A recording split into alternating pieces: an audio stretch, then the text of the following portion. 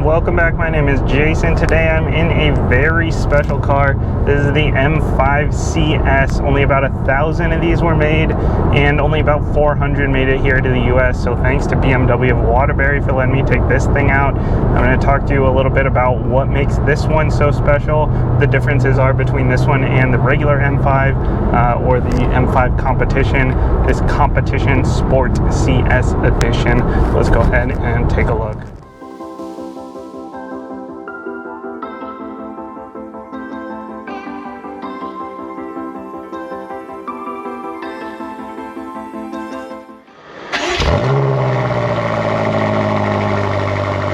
The 2022 BMW M5 CS started at $142,000 when it was introduced at the end of 2021, but good luck finding one for that price even a year later. This beautiful Beamer is 4,100 pounds of muscle, down about 200 pounds from the standard M5. We're painted in a CS exclusive frozen deep green metallic with CS exclusive gold accents. We're looking at a long 117-inch wheelbase and sitting on 20-inch rims. The regular M5 is on 19 standard, though you can option a few different 20-inch designs, but you cannot get these gold wheels unless you're in the CS. These red 6-piston calipers were also offered in black or a CS exclusive gold for an extra $0. Carbon ceramics are an $8,500 on the regular M5, but they are standard here. Those are going to hold up better to heat and wear slower. Definitely better for those extra spirited drives and track days. And these wheels are wrapped in Michelin Pilot Sport All Seasons, an excellent tire. They were offered with Pirelli Corsas as well for even more grip.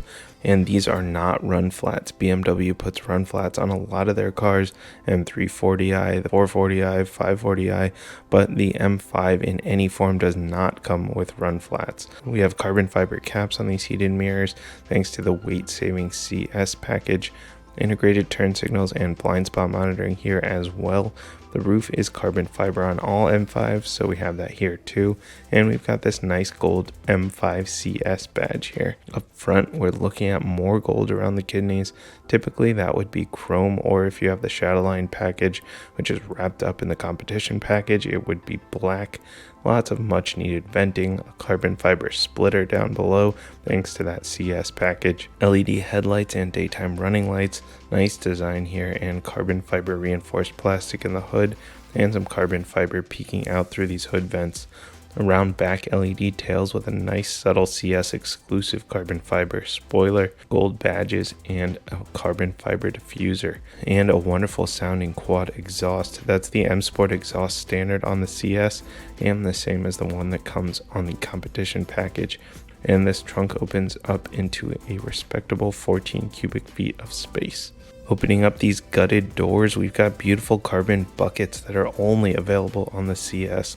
That means it's now a 4-seater instead of a 5-seater, and you're not putting child seats back here, but anyone sitting back here will be tightly held in place, and they'll have some decent legroom at 36.5 inches. In the front, more carbon buckets with the Nürburgring mapped out on the headrest. Absolutely love that. These seats are tight, so if you're on the bigger side, you're not going to have a good time. Otherwise, you're going to be held squarely in place no matter how hard you decide to take those corners. As always, I love this steering wheel. BMW makes a nice beefy wheel. This one has the Alcantara and it's heated. We've got the 2 easily accessible custom M modes as well as paddles and your standard infotainment and cruise control buttons. Above the wheel is a nice clean 12.3 inch gauge cluster, tack, speed, mode, oil temp, speed limit, all the basics at your fingertips with speed, speed limit, and tack repeated in the heads-up display. A 12.3 inch touchscreen is standard on the M5 since the last refresh, with your radio, nav, performance monitor, and M mode setup. You can adjust your throttle response, transmission, steering, and more, and you can even get more granular than the regular M5 competition. Your setup is easily accessible with a button next to your right leg embedded in the carbon fiber center console next to your heated seat control. And music is pumping through a Harman Kardon sound system. No Bowers and Wilkins option when you're in the CS.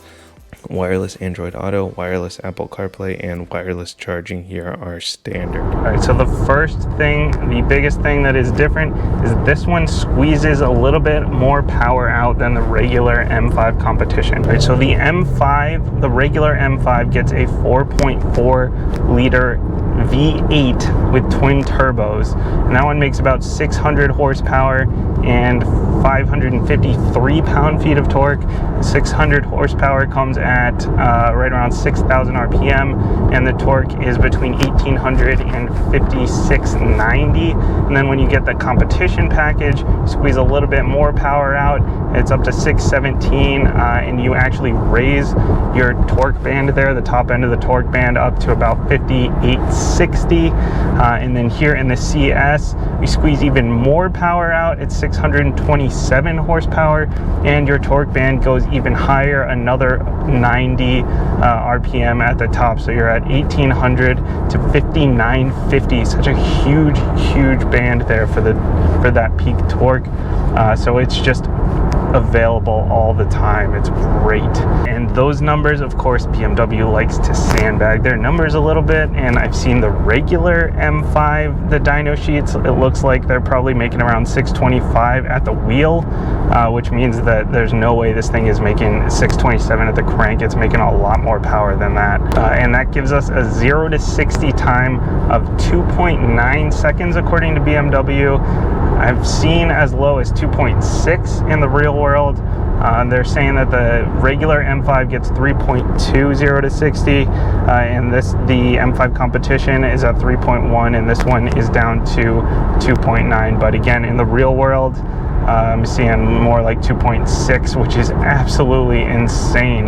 This is the quickest four-door car that BMW has ever made. I believe it's the quickest production car that BMW has made, period. And there are only about 400 of these in the US again. So another thing that sets this car apart is these carbon bucket seats. Again, we're saving some more weight here with the carbon buckets, and this one becomes a 4-seater instead of a 5-seater because we've even got carbon buckets in the back. And these things are tight. There is no moving around here. I've even got carbon in between my legs here, so my legs can't really move around. They're bolstered very aggressively. If you are on the track and you're flying through a corner, you are not going anywhere. You're stuck right in this seat. If you're on the bigger side, it might be a little bit of a problem because again, they're not really adjustable, but if not, you know, you are stuck in place here. And we've got the Alcantara steering wheel here with the paddle shifters. Got an 8-speed automatic here, the 8-speed Steptronic.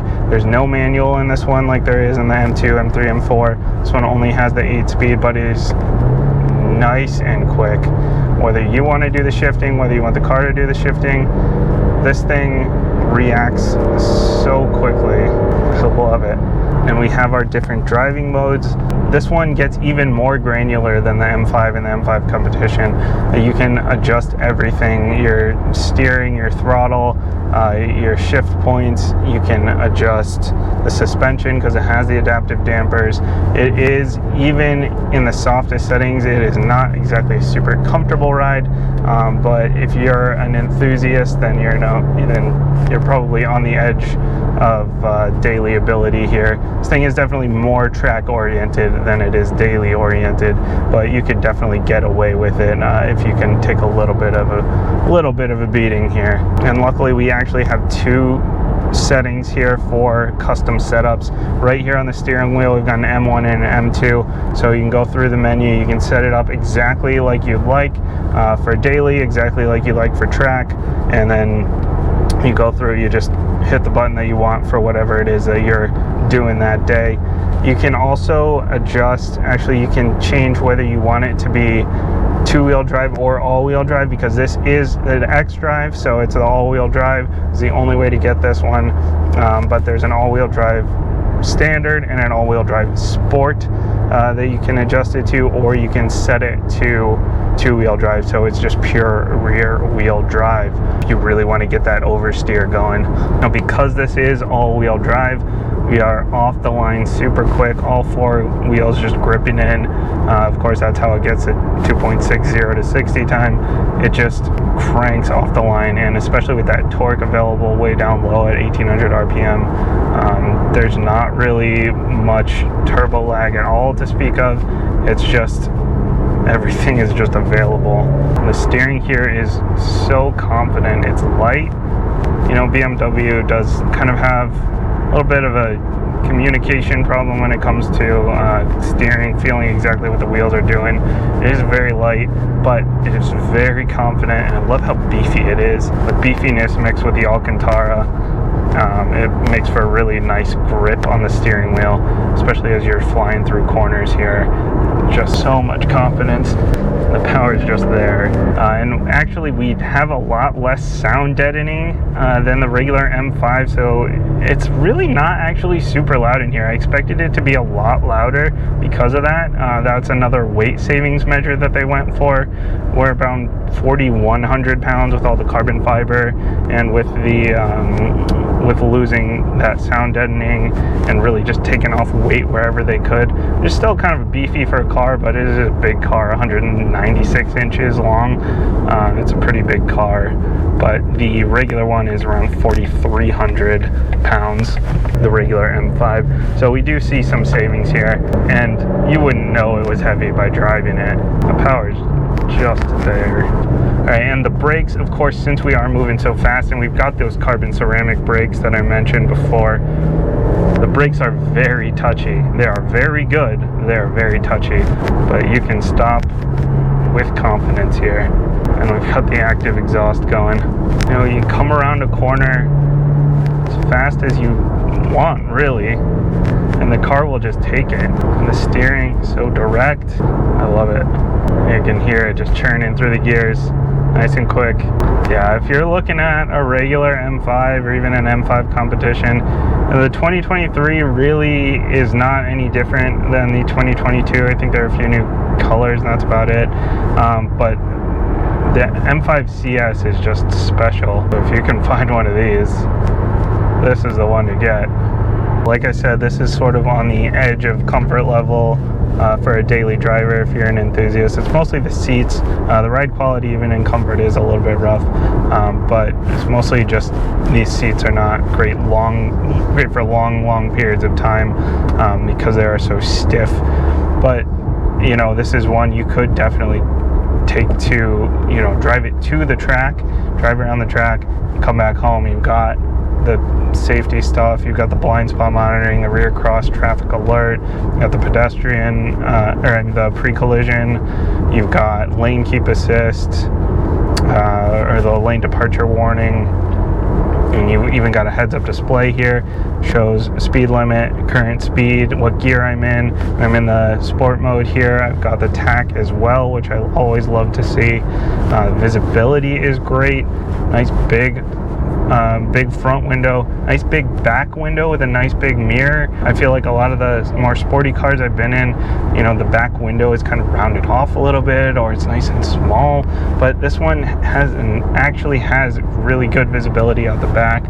Nice big mirrors here out the side, good visibility out the front. Such a solid car, and with the unicorn factor going on here. The M5 CS is a limited edition performance monster that nails both form and function, an engaging driving experience, and a beautiful design in a practical package with all of the essential tech.